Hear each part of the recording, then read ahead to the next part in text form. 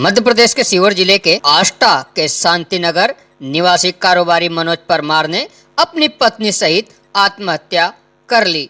आपको बता दें, आत्महत्या करने से पहले मृतक ने लिखा सुसाइड नोट देश के 17 टॉप लोगों के नाम एवं राष्ट्रपति एवं प्रधानमंत्री राहुल गांधी, सुप्रीम कोर्ट के जस्टिस एवं गृह मंत्री, राज्यपाल, डीजीपी सहित टॉप न्यूज चैनलों को भी सुसाइड करने से पहले लिखा था पत्र। वहीं सुसाइड नोट में ईडी पर भाजपा ज्वाइन कराने के लिए दबाव बनाने के भी लगाए आरोप। ईडी और भाजपा पर 7 बिंदुओं के सुसाइड नोट में लगाए गंभीर आरोप। मामला हुआ हाई प्रोफाइल। मध्य प्रदेश के पूर्व मुख्यमंत्री दिग्विजय सिंह ने ट्वीट कर अपनी प्रतिक्रिया दी। वही कांग्रेस के प्रदेश अध्यक्ष जीतू पटवारी भी आष्टा पहुंचे, मृतक परिवार से मिले एवं जीतू पटवारी ने कारोबारी की हत्या को सरकारी हत्या बताया। वही मृतक मनोज परमार के परिजनों द्वारा पुलिस और आष्टा स्थानीय निवासी पुलिस संचेती पर भी गंभीर आरोप लगाए। ईडी को लफड़ा ही परेशान कर दिया था हमारे। कोई राजनीतिक कारण भी दबाव है? राजनीतिक कारण है बीजेपी और कांग्रेस का हिसाब। अरे मैं पुनीत को भी यहाँ थे, ये केस हार गए, ये करवाए सही तो। कौन ने? पुनीत ने। पुनीत को वो तो राजनीति चाले पर करवाया इसने ही है। कौन पुनीत? इसने हमारा मकान लिया था, जिसके बाद उसने रजिस्ट्री नहीं करवाई, पैसे नहीं दिए उसने, जिसके बाद में मतलब इसने करवाया, केस लगाया, केस हार गया ये। पुलिस संचेती? हाँ, पुलिस संचेती। शायद इससे टॉर्चर भी करता था, इसका माइंड डिस्टर्ब भी रहता था, हमेशा इसे टॉर्चर करते थे बार बार। शायद इस तरह की कोई धमकियाँ भी दी होगी कि तेरे को हम आष्टा नहीं रहने देंगे, तेरे को ये कर देंगे, वो कर देंगे। क्योंकि जब भी उसका माइंड होता था तो हमेशा वो ऐसा रहता था विचलित, बार बार डरा हुआ महसूस करता था अपने आप को। आप भाइयों क्या उनके? हमें चाचा का। आपको सुनना? दिनेश परमार। माता पिता की हत्या, ये आत्महत्या नहीं, हत्या है। एक 15 साल का, 12 साल, 13 साल के बच्चे छोटे छोटे देख रहे हैं और ये सरकारी हत्याएं हैं।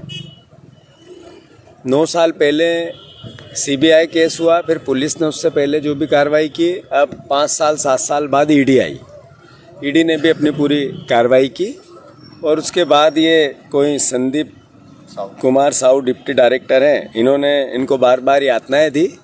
जो बच्चे ने मुझे मीडिया के सामने सार्वजनिक रूप से पहली बार मेरी उनसे मुलाकात हुई तो ये बताया कि हमें बीजेपी ज्वाइन करने के लिए प्रेशर बनाया गया। और किसके द्वारा बनाया गया?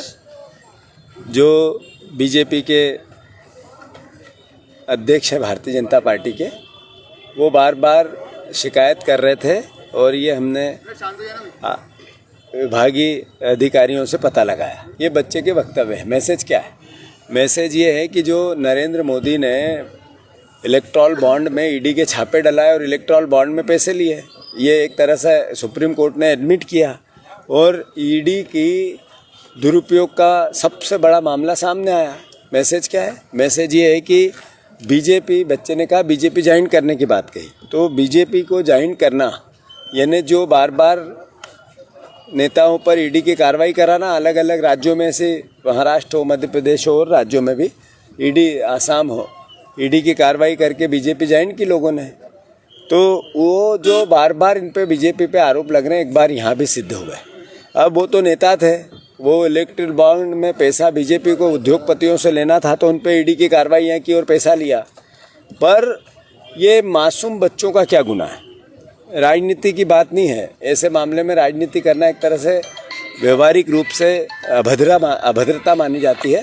पर सवाल है मध्य प्रदेश और देश के सामने कि कैसा प्रदेश चाहते हैं, ये कैसा देश चाहते हैं नरेंद्र मोदी। ये है नया भारत, ये है नया भारत जिसमें ईडी के मामले में सामान्य आदमी, जो अगर कोई अपराध भी था तो उस पर सीबीआई जांच चल रही थी, अपराध भी था तो पुलिस थी, ईडी की भी बात थी, तो बार बार ये कहना बीजेपी ज्वाइन करो तो केस समाप्त हो जाएगा, क्या मैसेज है? और भारतीय जनता पार्टी के प्रवक्ता ने एक ट्वीट किया और ये कहा कि ये देखो वो गुल्लक वाले हैं जो राहुल गांधी जी की सभा में, क्या राहुल गांधी जी की भारत जोड़ो यात्रा में लाखों लाख लोग मिले, करोड़ों लोग मिले और बात प्रेम प्यार मोहब्बत की थी, भाईचारे की थी, लोगों की समस्याओं की थी। उसको लेकर कम से कम 5-10-20 करोड़ तो बच्चे मिल लिए होंगे उनसे, बच्चे, इनके जैसे बच्चे मिले होंगे। जो मैं मानता हूँ सारा घटनाक्रम सरकारी पाप है, क्राइम है और सरकारी हत्या है।